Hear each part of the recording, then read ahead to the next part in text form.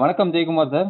வணக்கம் சார். வணக்கம் சார். தூத்துக்குடி மாவட்டம் திருச்செந்தூர் அருகே உள்ள குறும்பு ரயில்வே ஸ்டேஷன் அருகில் இருந்த ரயிலடி விநாயகர் கோயில காலையில பாத்தீங்கன்னா அதிகாலையில காவல்துறை உதவியுடன் ஜேசிபி இயந்திரம் மூலமா அகற்றியிருக்காங்க. இதோட பின்னணி என்ன சார்? சார், இந்த ரயில் நிலையம் வந்து கிட்டத்தட்ட 103 ஆண்டுகளுக்கு மேல ஆயிற்று. அதுக்காக அங்க குடியிருப்பு பகுதி இருந்துச்சு.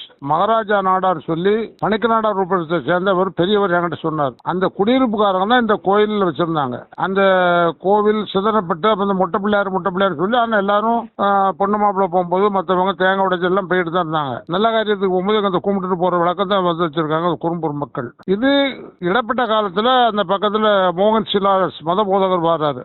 அதுல வந்து அந்த ரயில்வே துறையில மதுரையில் வேலை செய்யற பிரமிளான்னு நினைக்கிறேன், அந்த மேடம் வந்து தொடர்பாகி இந்த பிள்ளையாரை எடுக்க சொல்றாங்க. அது கேஸ் போடுறாங்க.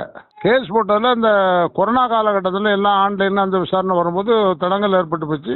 எங்கள் சைட்லேருந்து அதை வந்து நாங்கள் சரியாக ஃபாலோ பண்ணாமல் விட்டது எங்களுடைய தப்பு தான். இப்போ ஜிஆர் சுவாமிநாதன் வந்து ரயில்வே இடத்துல இருக்கு, உண்மையிலே ரயில்வே இடத்துல தான் பிள்ளையார் இருக்குது, ஆக்கிரமிச்சு வச்சுருக்காங்கன்னு அவங்க சொல்கிறாங்க. அதை எடுக்க சொல்லி ஒரு உத்தரவு போட்டுறாரு.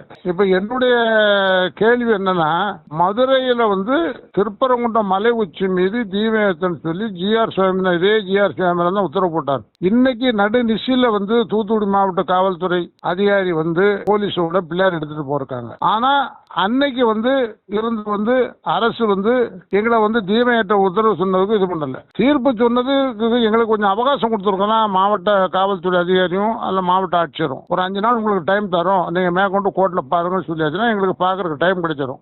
எங்களுக்கு 2 நாளைக்கு தான் முன்னால தான் தெரியுது, அதுக்குள்ள பிள்ளையார் எடுத்துட்டு போயிட்டாங்க. இப்ப எங்க மனநிலை என்ன வருதுன்னு சொல்லியாச்சுன்னா, ஜிஆர் சுவாமிநாதன் மலை உச்சியில தீமையற்றன்னு சொன்னதுக்கு இந்த நகர்ப்புற கம்யூனிஸ்டுகள் நிறைய பேர் இருக்கிறாங்க. குறிப்பா வந்து மதுரையில் ஒரு அட்வொகேட் வாஞ்சிநாதன் சொல்லி அசிங்கமா அவர் ஜாதியை சொல்லி பேசினாரு. இன்னைக்கு இதே ஜிஆர் சுவாமிநாதன் தான் விநாயகர் எடுக்க சொல்லியிருக்காரு. அதனால நாங்க அவரை குறை சொல்லல. அவர் நீதிபதி தீர்ப்பு சொல்லியிருக்காரு. காவல்துறை உங்க கடமையை செஞ்சிருக்காங்க, அது வந்து நாங்க ஏற்றுக்கொள்றோம். ஆனா நாங்க எங்களுடைய பணிவான கோரிக்கை என்ன தெரியாதுன்னா, மாவட்ட காவல்துறை கண்காணிப்பு எங்களுக்கு ஒரு 5 நாள் டைம் கொடுத்துருக்கோம், அல்ல ஒரு 4 நாள் டைம் கொடுத்துருக்கோம். அது ஒண்ணுமே சொல்லாம ஏதோ என்னத்தையோ பெரிய சாதனை செய்யற மாதிரி நைட்டோட நைட்டா இது கேள்விப்பட்டு எங்களுக்கு 10 மணிக்கு தெரிஞ்சோன்னா 4-5 பையங்க இருக்காங்க, அவங்க மேல இது வச்சு ஒரு ரொம்ப மூர்க்கத்தனமா நடந்துட்டு போனது எங்களுக்கு மிகவும் வருத்தம். இதுல காவல்துறை பாத்தீங்கன்னா இவ்வளவு வேகமா துணிச்சு செயல்படும் போது பாத்தீங்கன்னா திருப்பரங்குன்றம் விவகாரத்துல பல முறை வந்துட்டு நீதிபதி பல உத்தரவுகளை கொடுத்திருந்தாங்க. அதற்கெல்லாம் வந்து கட்டுப்படாம இருந்தாங்க. என்ன காரணம் சார்? அதான் அப்ப இருந்த முதலமைச்சர் அப்படி, இப்ப இருக்கிற முதலமைச்சர் அவருக்கு நான் சிலைத்தவர் அல்லங்கிறத சொல்லியிருக்காரு. அப்ப இருக்கிற மாண்புமிகு ஸ்டாலின் அவர்கள் பட்டவர்த்தமா சொன்னாரு. இவர் மறைமுகமா நானும் அவருக்கு சிலைத்தவர் அல்ல, கிராமப்புறமா இருந்தாலும் நகர்ப்புறமா இருந்தாலும் நான் சகப்படல.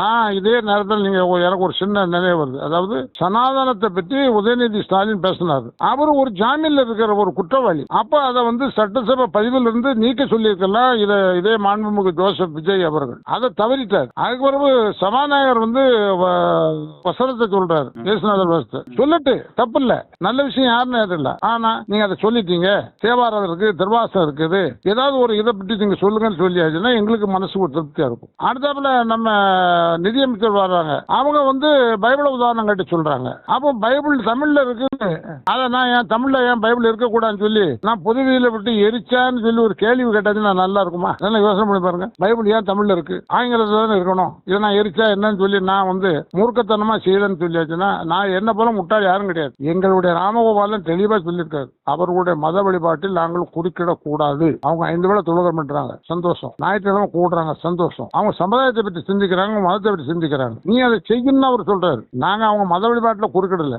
ஆனால் இந்த ரயில்வே துறையில் இருக்கிற அதிகாரிகள் வந்து இந்த மோகன் சிலாரஸ் வந்து இந்த வெளிநாட்டு பங்களிப்பு பணத்துக்கு எல்லாம் வந்து அசிங்கமா பேசுறாரு. அப்ப அந்த ரூபாய் எடுத்து RSS காரன்ட்ட கொடுத்துருவாரு, இந்து முன்னணி காரன்ட்ட கொடுத்துருவாரு அப்படின்னு பேசுறாரு. நான் குறும்பூர் காவல் நிலையத்தில் புகார் கொடுத்துருக்கிறேன், 1 வாரம் ஆச்சு. இன்னைக்கு வரை எனக்கு CSR காப்பி கொடுக்கல. அப்போ இந்த நாட்டில் நானும் ஒரு சாதாரண பிரஜை, மூத்த குடிமகன், வயசு 75 வயசுக்கு மேல ஆச்சு. அப்ப எனக்குரிய மரியாதை வந்து மாற்று மதத்துக்கு கொடுக்குற மரியாதை ஏன் மதத்துக்கு வேண்டாமா? இதுதான் நாங்க கேட்கறோம். இப்ப இன்னைக்கு வந்து அதை வந்து அந்த இடத்த பிள்ளையார் வந்து இடத்த சுத்தி எறும்பு வச்சு போட வராங்க, பழைய சண்டை வளர்ந்து. அப்ப நாங்க அதை மறிக்கும். அப்ப இன்ஸ்பெக்டர் என்ன சொல்றாரு, குறும்பு ராயவல் என்ன சொல்றாங்க, ரயில்வே போர்டுல இருந்து யாரும் வந்து சொல்லி கிட்டத்தட்ட 1 மணி நேரத்துக்கு மேல ஆயிட்டு. இன்னைக்கு வரை இந்த டைம் வரை வரல. நாங்க என்ன சொல்றோம், அதுக்கு அந்த பிள்ளையார் கோயிலுக்கு நேர் பின்னால ஒரு 25 அடியில் ஒரு கிணறு கிடக்கு, இந்த கேரக்டர் வச்சு ஆங்கிள் போட்டது. அதை குப்பை குடியா பயன்படுத்துறாங்க. பழமையான கிணறு, பழமையா நம்ம மறக்க கூடாது. அந்த பழமையான கிணறு கிணறு இருக்கணும், அதைக்கும் இரும்பு வேலி போடணும்னு சொல்றோம்.